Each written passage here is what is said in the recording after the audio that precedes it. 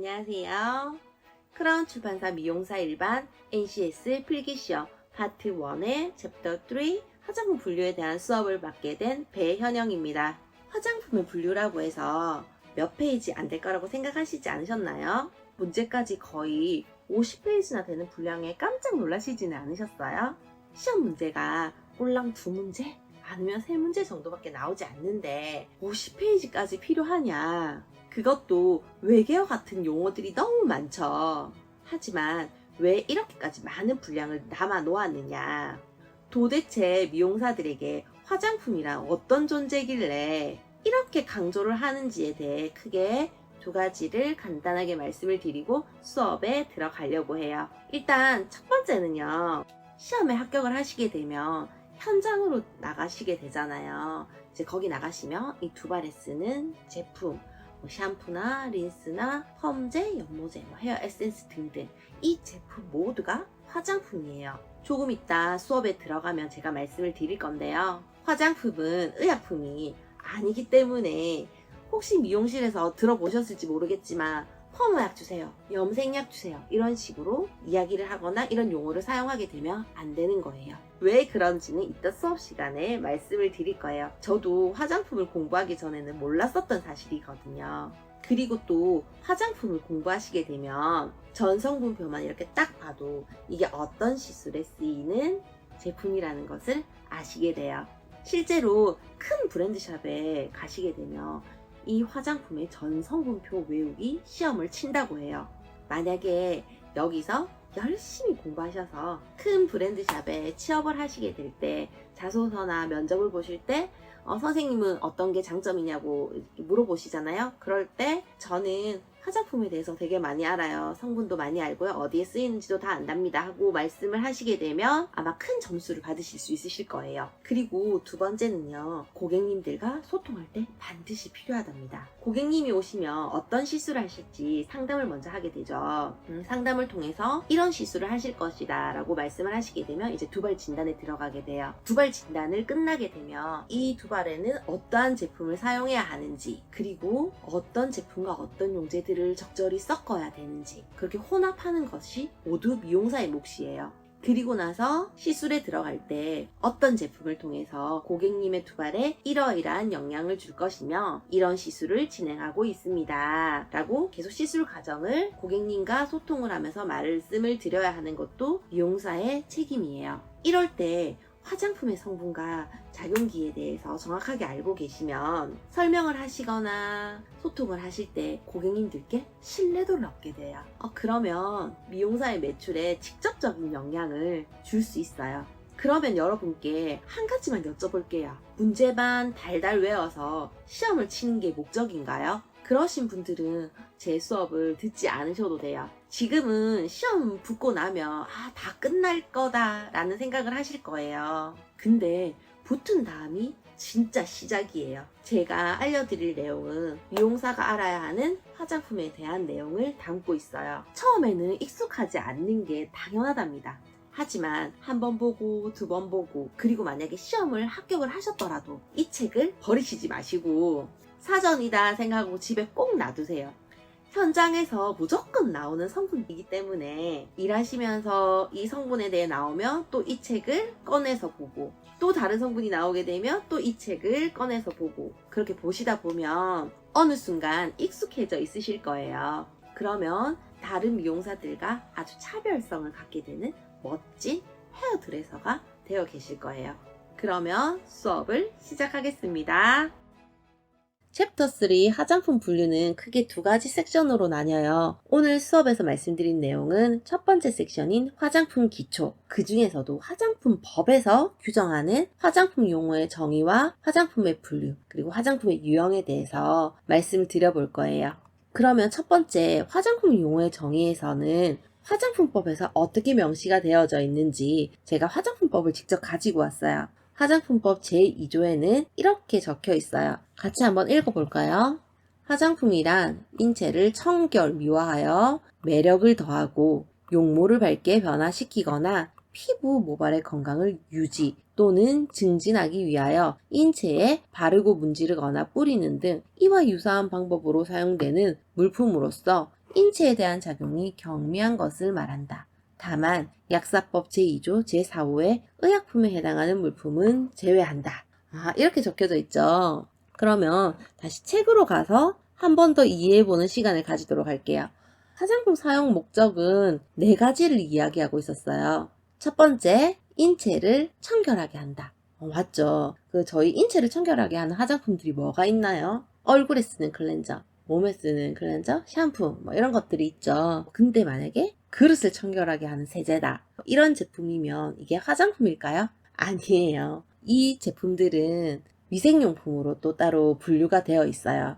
그리고 두 번째는 인체를 미화시켜 매력적이게 한다. 저희 미화시킨다는 말이 아름답게 꾸민다는 말인데 아름답게 꾸미는 제품들은 또 뭐가 있을까요? 맞아요. 색조 화장품이나 아니면 두발에 쓰는 연모제, 컬러 체인지를 해서 매력적이거나 예쁘게 꾸미기도 하죠. 그리고 세 번째는 이러한 것들 때문에 용모가 밝게 변화가 되겠죠. 그리고 네 번째는 피부의 건강을 유지 또는 증진시킨다. 저희가 아는 기초 화장품들 있잖아요. 피부 유수분을 맞춰준다거나 아니면 자외선 차단제 아니면 미백 제품들 이런 것들이 건강을 유지하거나 또 증진시켜주기도 하죠. 그러면 이 화장품들을 어디에다가 사용을 해야 되느냐, 그거에 대해서 또 한번 알아볼 건데요. 인체 내 외피인, 외피는 밖에 있는 이런 가죽, 바깥에 있는 것들을 말하는 건데요. 피부와 이렇게 모발은 몸의 모든 것에 난 털을 말하는 거예요. 그리고 네일 등을 대상으로 한다. 그럼 여기서 입 안이나 코 안이나 이런 데는 화장품을 사용하면 안 된다는 결론이 또 나오게 되겠죠.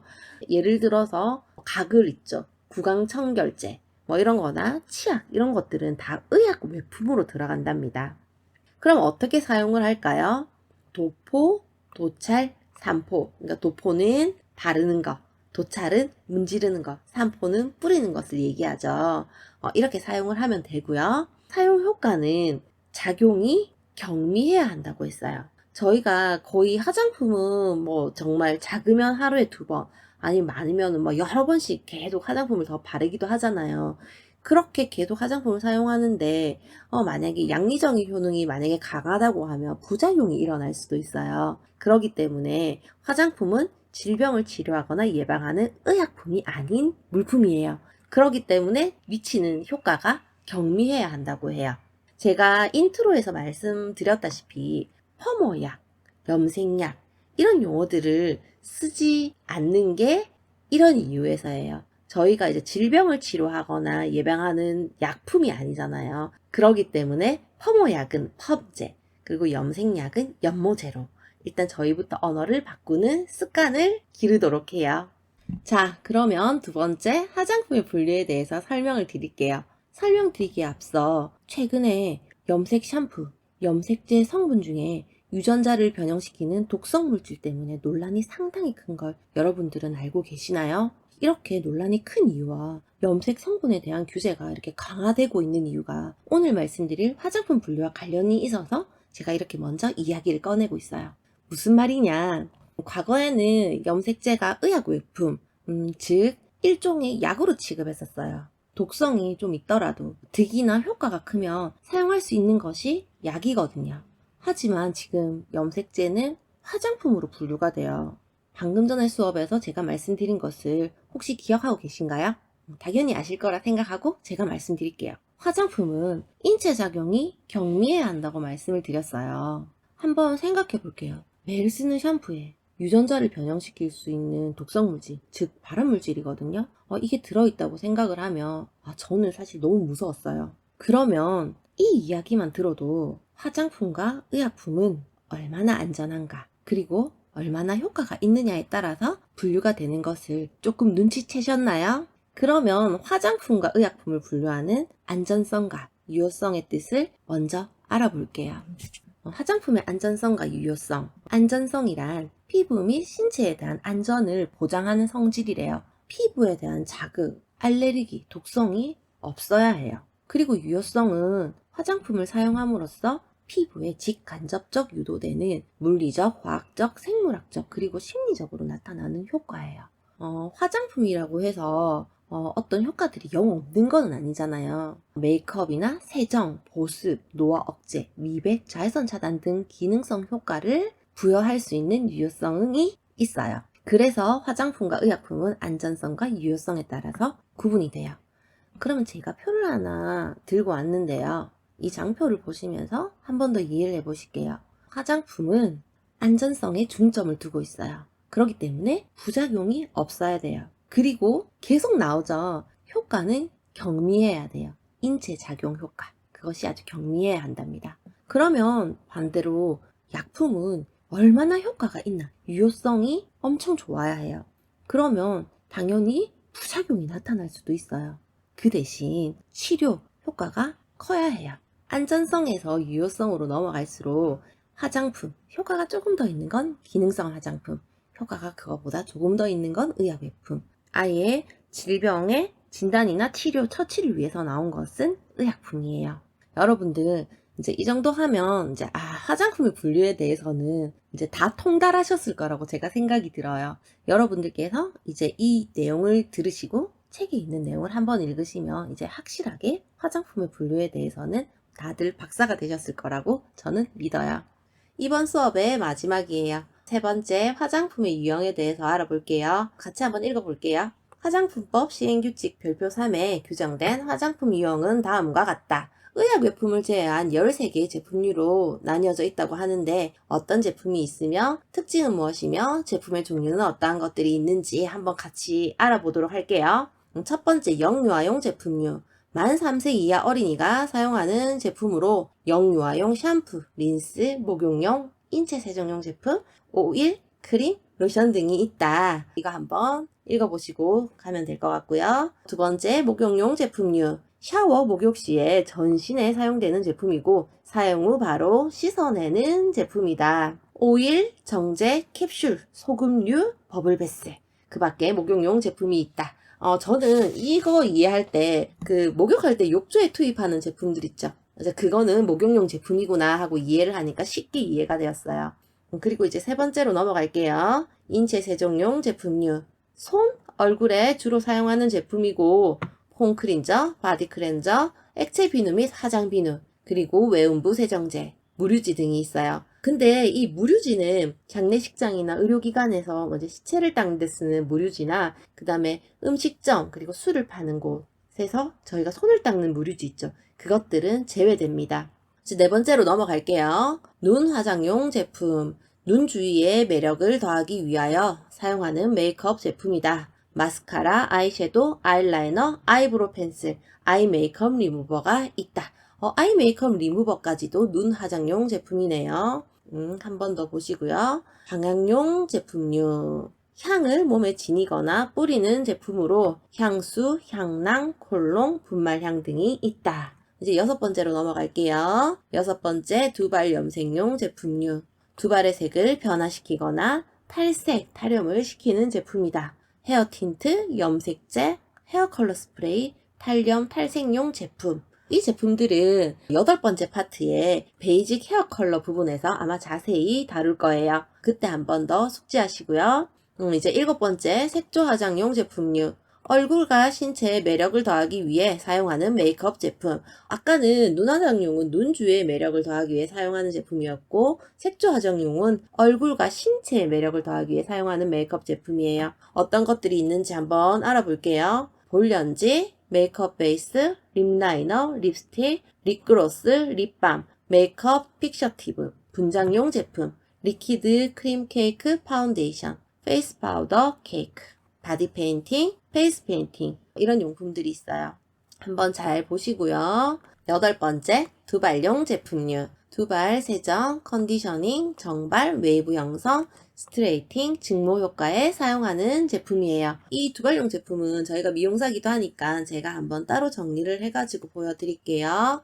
이렇게 두발용 제품류가 있고요. 이제 어떤 사용 목적으로 제품들을 사용하는지 하나하나씩 알아볼게요. 이제 헤어 토닉, 두피를 청량하게 하고 두피 및 두발의 건강을 유지하는 제품이에요. 두피에 이렇게 뿌려서 이렇게 시원해지는 제품들 써보셨는지 모르겠어요. 그리고 헤어 컨디셔너, 두발에 윤기를 주고 손상된 두발을 보호해주는 제품이에요. 수분과 유분을 공급하여 두발의 건강을 유지시켜줘요. 저는 헤어 컨디셔너와 린스가 어떤 차이가 있는지 사실 많이 궁금했었는데 법에서는 이렇게 명시되어 있어요. 이제 린스는 어떻는지 한번 볼게요. 린스는 두발의 유연성과 윤기를 부여하고 정전기를 방지하며 정발, 이제 정발이라는 단어들이 많이 나올 텐데 정발은 사전적 의미로 보면 머리를 잘 매만져 다듬는다 이런 용어예요. 그래서 정발에 용이하다. 헤어 컨디셔너와 린스의 차이점을 보면 여기 손상된 두발을 보호해주는 거는 헤어 컨디셔너이고요. 두발의 유연성과 윤기를 부여하며 정전기를 방지하는 것은 린스예요. 이제 아시겠죠? 그리고 이제 샴푸, 두피 및 두발을 세정하는 제품이다. 이 세 개 제품은 사용 후에 씻어내는 제품이에요.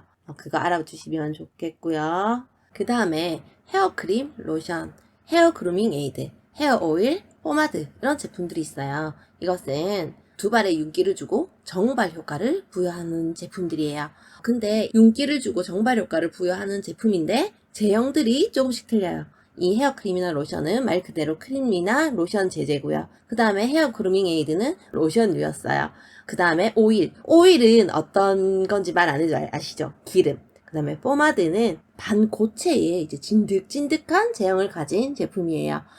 똑같은 역할을 하고 있는데 이제 제형들이 틀린 거 한 번씩 더 숙지하시고 지나가시고요. 그 다음에 헤어스프레이, 무스, 왁스, 젤은 형태를 만들어서 고정이나 유지를 하는 제품들이에요. 이거는 이제 이렇게 설명을 드려도 아시겠죠? 그 다음에 퍼머넌트 웨이브 제품. 퍼머넌트 웨이브 제품은 두발에 웨이브를 주는 제품이에요. 그리고 그 웨이브를 주고 일시적인 게 아니라 일정한 형태로 그 웨이브가 유지되죠. 그게 퍼머넌트 웨이브 제품이고요. 그 다음에 헤어 스트레이트너. 방금 이렇게 퍼머넌트 웨이브로 웨이브를 한 두발이나 이제 곱슬머리 있죠. 곱슬모를 펴는데 사용하는 제품이에요. 근데 두발용 제품에 흑채도 들어간다. 그죠? 흑채는 빈모, 그러니까 두발이 없는 그 부위를 채우기 위한 가루로 된 제품이에요. 이렇게 이제 두발용 제품들이 있으니까 한 번 더 책을 보시면서 읽어보시면 이제 어떤 제품인지 이제 여러분들 아실 거라 생각 들어요. 9번째, 기초 화장용 제품류. 피부에 보습, 수렴, 유연, 영양 공급, 세정 등에 사용하는 스킨케어 제품으로 수렴, 유연, 영양 화장수가 있고요. 로션과 크림이 있고, 에센스, 오일, 그리고 눈주위 제품, 그리고 손발의 연화 제품, 클렌징 워터, 크림, 로션, 오일 등 메이크업 리무버. 아까 아이 메이크업 리무버는 눈화장용 제품이었어요. 근데 클렌징 워터나 크림이나 로션이나 오일 등은 메이크업 리무버네요. 그리고 여기서 볼 거는 폼 클렌징은 또 인체 세정용 제품이었어요. 물로 사용해서 씻어내는 제품이기 때문에 인체 세정용으로 들어가는 것이고요. 가만히 보면 클렌징 워터, 크림, 로션, 오일 등은 메이크업한 얼굴에 닦아내는, 이제 발라서 닦아내는 제품들이니까 그거 헷갈리지 마시길 바라고요. 그 다음에 파우더, 바디 제품, 그리고 팩, 마스크. 이 팩이랑 마스크는요, 사용 후에 씻어내는 제품에 한해요. 그런 제품들이 있어요. 10번째, 면도용 제품류. 면도할 때와 면도 후 피부 보호 및 진정 등에 사용하는 제품이다. 쉐이빙 폼, 프리세이브 로션, 애프터 세이브 로션, 쉐이빙 크림, 남성용 텔컴, 그 밖에 면도용 제품류가 있다. 읽어보시고 넘어가실게요. 이제 11번째, 채취 방지용 제품류. 말 그대로 몸에서 나는 냄새를 제거하거나 줄여주는 제품, 데오드란트, 그 밖에 채취 방지용 제품류들이 있다. 12번째 볼게요. 제모 제거용 제품. 몸에 난 털을 제거하는 제모에 사용하는 제품이다. 채모제와 제모 왁스, 그 밖에 채모 제거용 제품, 왁스 스트립 등이 있다. 읽어보실게요. 마지막 13번째, 손 발톱용 제품류. 손발의 관리 및 메이크업에 사용하는 제품. 어떤 것들이 있을까요? 베이스 코트, 언더 코트, 네일 에나멜 폴리시, 탑 코트, 네일 로션, 크림 에센스, 네일 리무버 등이 있다. 이렇게 13가지 화장품 유형을 알아봤어요. 이번 시간에는 법에서 규정하는 화장품 용어의 정리, 그리고 화장품의 분류, 그리고 화장품의 유형에 대해서 알아보았어요. 여러분들 한 번 더 이제 읽어보시고 이해하셨으면 좋겠어요. 감사합니다.